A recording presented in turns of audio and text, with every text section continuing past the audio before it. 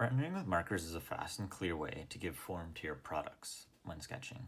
In this video, I'll be rendering a cylinder, a cube, a cone, and a sphere to show you how your rendering will change depending on the surface of your object. Firstly, I want to just cover the tools I'll be using. So I'm going to be drawing on a Canson Marker XL pad. I like this pad a lot. It provides a nice finish, and with the variety of materials that I'll be using. I'll be rendering with just 3 Copic markers. Copic markers are great. They're refillable, and they have a really nice kind of color to them. These are a cool gray series. There's also a warm gray, which is a little bit more beige, more brown. These are a little bit more blue. And I'm just going to be using a C7, a C5, and a C3 to give form to these, or render these objects. And really what you need here is not a specific numbers. These just show well on camera. You can alternatively use like a C2, C4, and C6. The fact that there is just a difference between the 3 of them is the more important thing when you're rendering using markers. So here I have already a cylinder and a cube that we'll get started with. I drew this with a Papermate Flare Medium. Also great for marker rendering, since it is basically a marker itself. Now the idea with sketching and giving form to these objects, first I'll start with a cube, the most basic of them. But the idea is that you essentially want to build up a tonal value. Now we actually have medium, which in this case is just marker going down as different strengths or transparencies onto this white paper. So we're just giving it some tone. And what we want to do is establish on any given form a nice hierarchy between the different sides of the cube that we're seeing. So there's going to be distinctly a one side, which is going to be the top, that is going to be the lightest. There's going to be side number 2, which is the kind of medium, which will be predominantly, the C5, whereas the one will be a C3, and then the C7 will be kind of finishing us off with the darkest side number 3. So the idea here is that we're just going to be rendering them in a specific way to give form to this object. So I'm going to start with the lightest, definitely with rendering with markers and sketching in general. Taking it light until you kind of get the tone right is an important sort of step. So I'm just going to start with the lightest one. And generally what I like to do when I am rendering with marker is just go and outline the shape that I'll be laying down some marker. And here I'm just going to fill it in with some C3.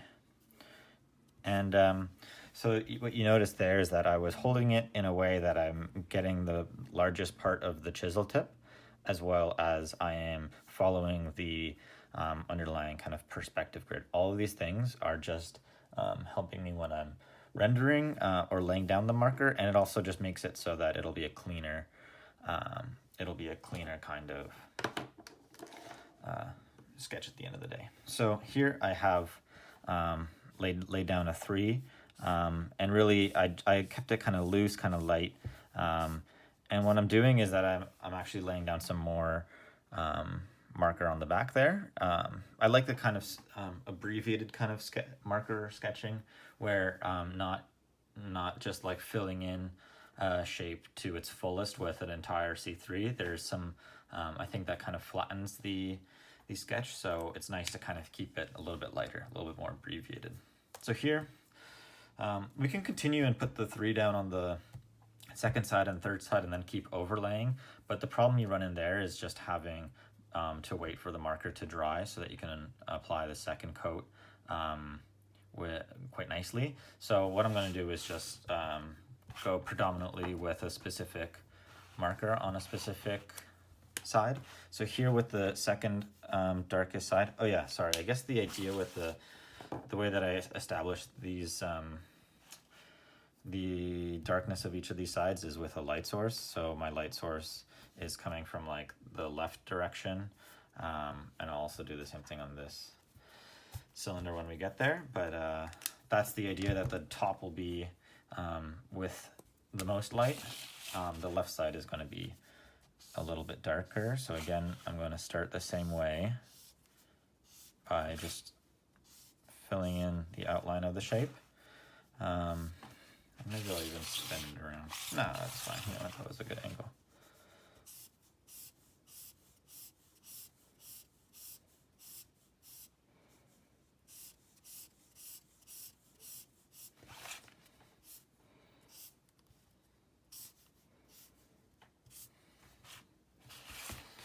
And you can see here, even as I'm laying down the marker, that you can see it almost dry. That's because it's literally putting down this tonal value. And you can get some really interesting blending if you work fast.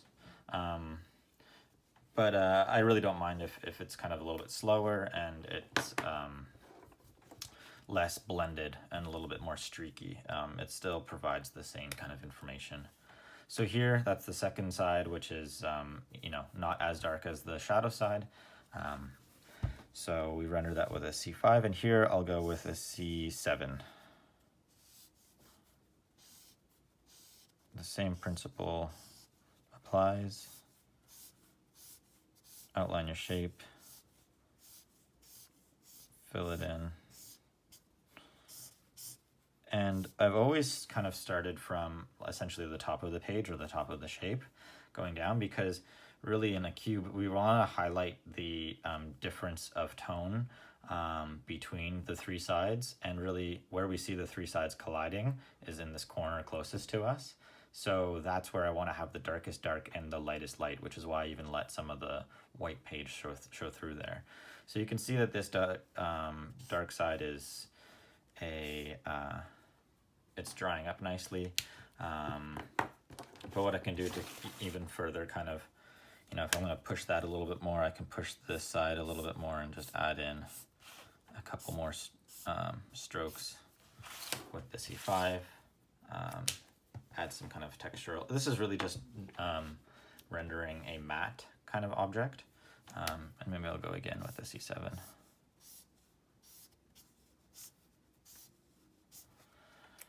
And sometimes what you can do here is like, maybe I want to blend that out a bit more. I'm going to take my C5 while it's still kind of wet and go across the whole side there and kind of blend it further. So you can really, you know, overlay these three together and use them quite, you know, intelligently.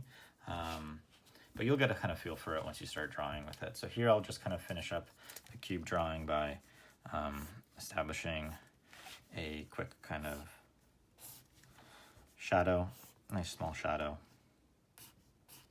I went a little bit over on the side here with the Copic markers, but what's great is that we're also using, you know, line weight in our sketch here, so I can use some Sharpie and some more of the Papermate to really push up the line weights here. So actually, before I do line weights, I'll just quickly lay down a hatch shadow.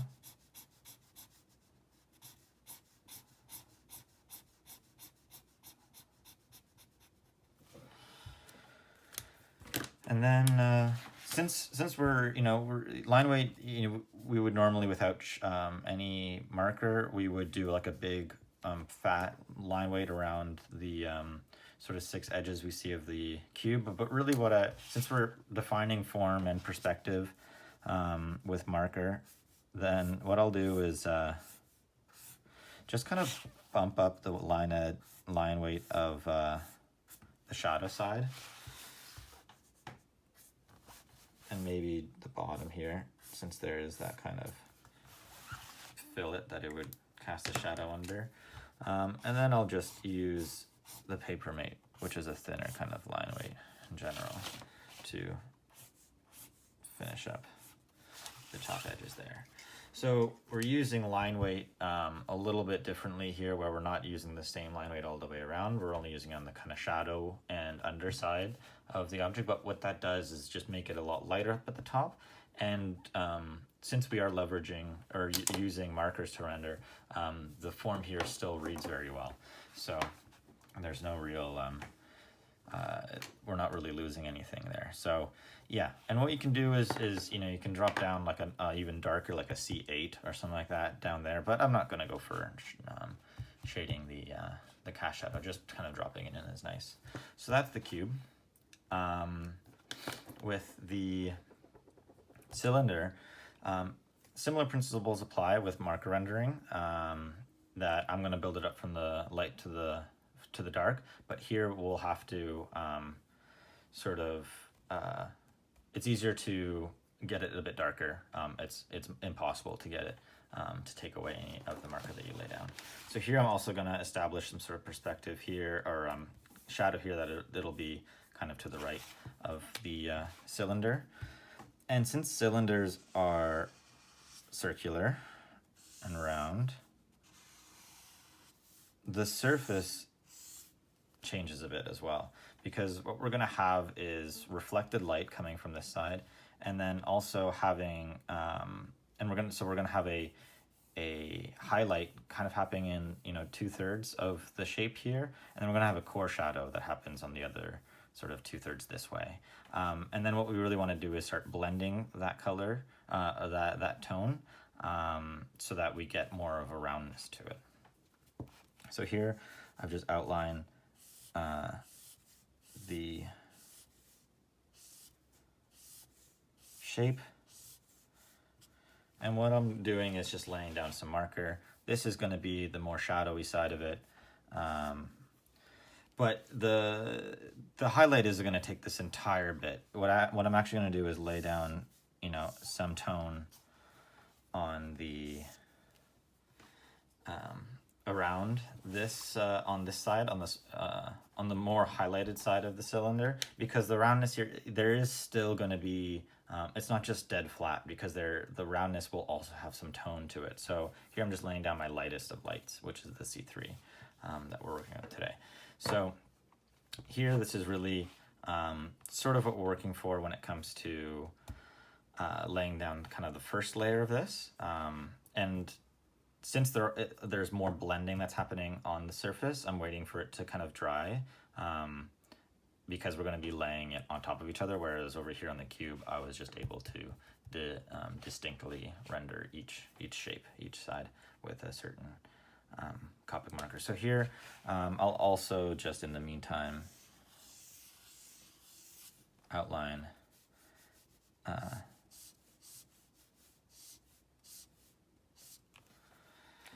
the top, and then also do a similar kind of treatment that I did over there. I know that this is going to be the darker side of it, so I'm leaving some light space there so that we get an even more well-defined kind of shadow.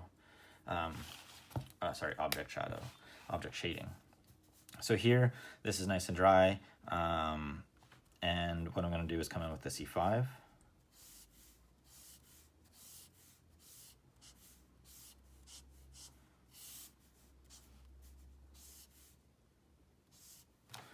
And what I'll do is actually come back with the C4 over it, just to kind of blend some more of it out.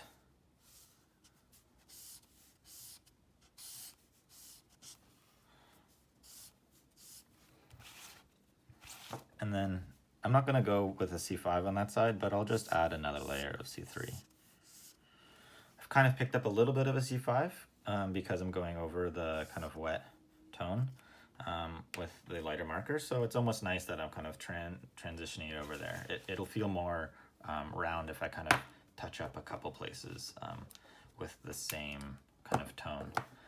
Now, so what's happening there is now we're just defining more roundness to it.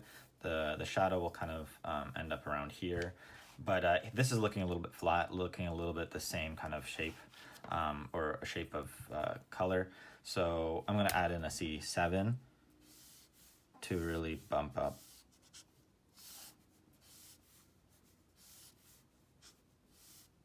the contrast there, and then take a C5 to blend it out of it. Since it is a round object, the surface change is gradual, and having a not so defined shapes for your marker is actually is to your benefit there. You know, you want to be confident in your strokes, full strokes, but really what we're looking for is seeing a roundness there. And even, you know, I'll kind of let it dry, but I think I'll kind of go over once more with one more stroke just to kind of darken the core of the shadow. So here we've got the light one of it, and this one is looking a little bit more chromy. Maybe it's just like a very, I mean, it's defined, it would be more chrome if you see more contrast everywhere, so it's not reflecting everything around it. We still see the natural kind of object shadow. This is just like a very stark kind of artificial light here. So just to kind of make these consistent, I'll add some line weight.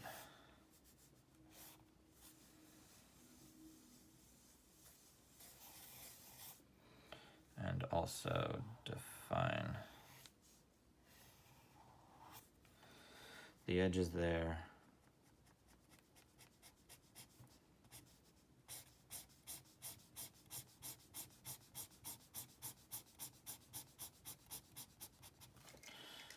Great, we've got that, and then bumping up some line weight.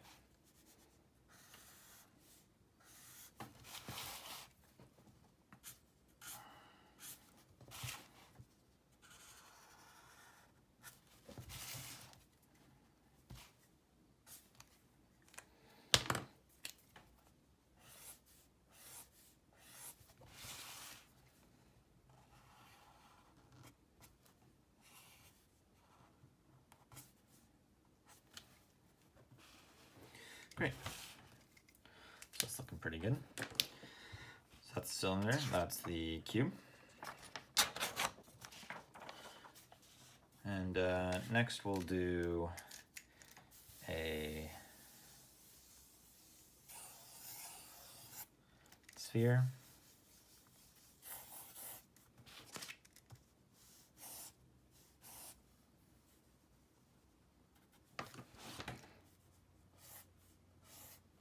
And a cone. Nice light, not lots of lines to worry about. And maybe I'll also just kind of drop in the shadows that I think we'll use for these.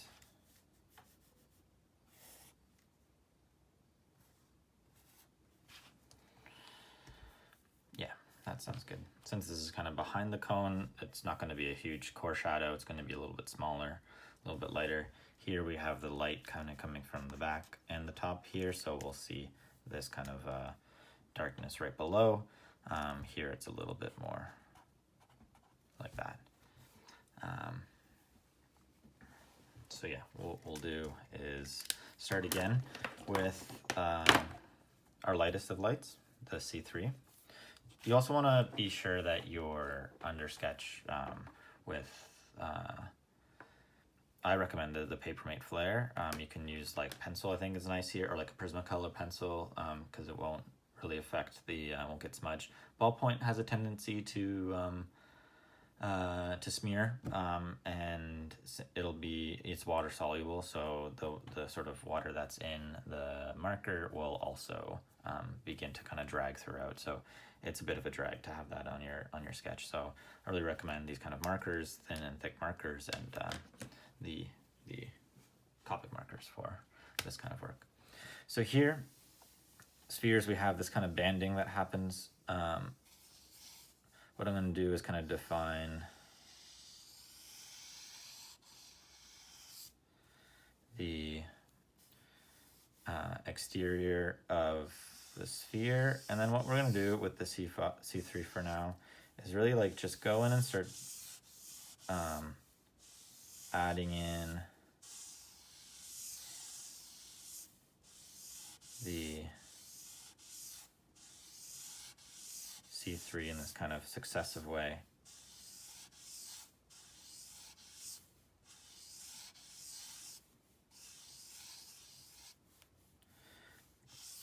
Kind of until we reach that highlight that I don't want to touch.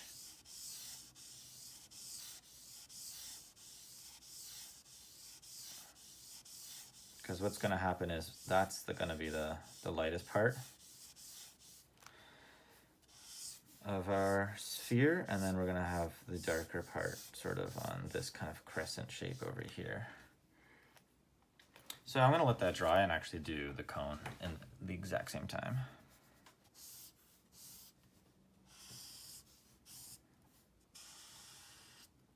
So filling in part of the shape.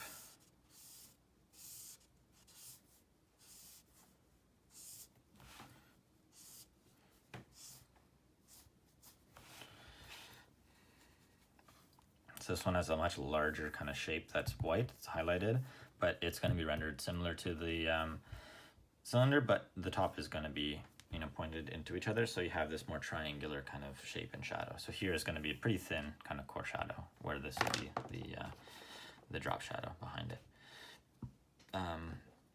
Here you can see I've used a lot more marker. I feel like it's a little bit easier because you're going to be blending a bit more on these surfaces that aren't going to, they're not just rounding in one way, like a cone or a cylinder. That's just kind of one surface change. Here it's changing in three different, you know, on all surfaces.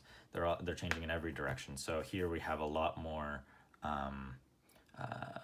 it's even more gradient, more of a gradient when it comes to the shadow and the shade on the object. So here I'll just start with the C5.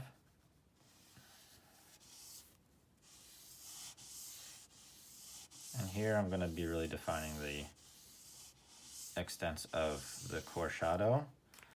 And I'll come back with my C3 to blend it out. First kind of hidden the edges so that they stay kind of wet.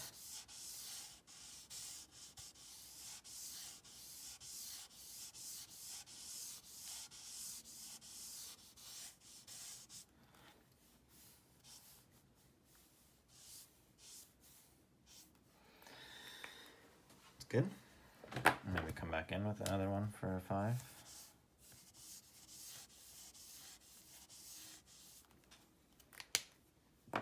And that kind of blends itself since it was already kind of wet. We can let that dry. We can go in with the 5 over here. A couple of nice strokes, and then blend them out.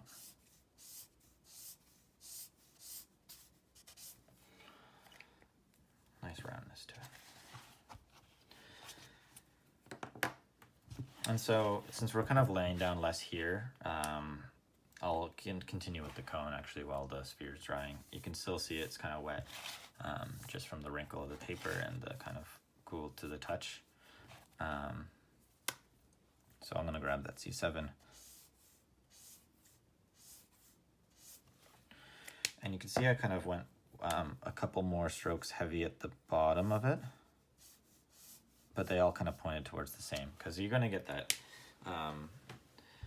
you're going to get the kind of convergence since the shape is kind of converging over there. And I think this shadow on the side is actually a little bit too light, so I'm just going to go over the whole thing with that C5. Yeah, that looks nice. That looks nice.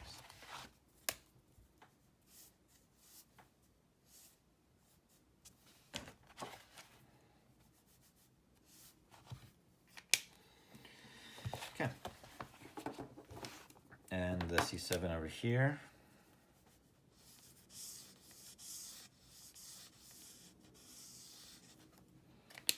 That's kind of the shape that I would use for if I was just going to be hatching in, you know, one part of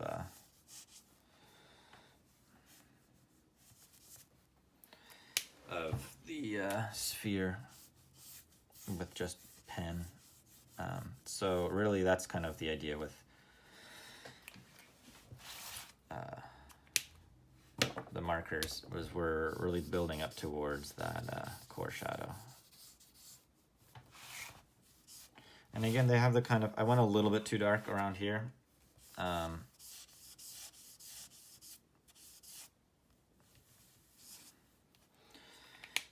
a couple more kind of textural elements there. It went a little bit too dark here. Maybe I can continue to add C7 there to kind of bump it up so that relatively it'll look more round. But in the meantime, I'll just drop in a nice consistent hatch shadow.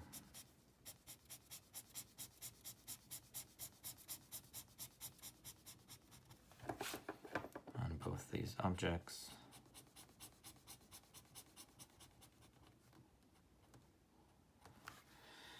Very good. And drop in the appropriate line weights for them both.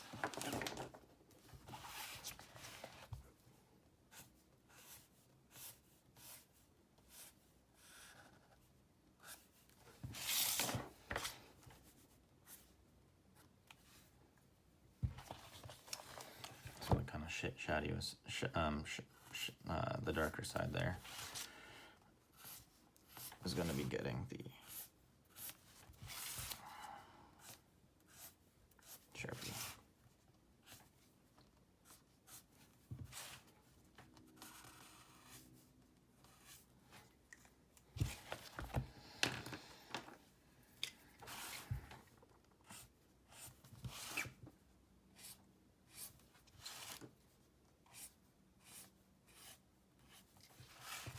It's a little bit hairy, you know. If I had a nice circle, kind of a circle form or a circle ruler here, I could, you know, take a little bit more time with that and get a little bit nicer line quality. And here, you know, you can always keep adding. So notice that maybe I can darken this side a little bit more. That'll kind of help it out a bit and blend it.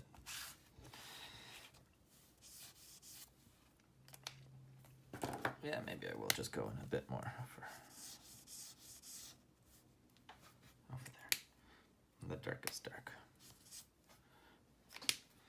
There you have it. These bandings that happen on the circle, where you have the highlight, you know, on the end there, and the core shadow, you know, on the kind of opposite kind of end of the shape. Happens kind of, you know, here is a little bit on the cone. It's, since the shadow is quite far behind it, you know, the core shadow on the object is going to be quite close to the edge here, and the majority of it is going to be nicely bathed in light. And for the circle or the cylinder and the cube, we kind of have a bit more basic kind of forms, but the similar kind of things apply to everything when you're rendering with markers, or you are giving some form to your objects. So yeah, there you go. That's how you render a couple simple forms, basic marker rendering when you're design sketching.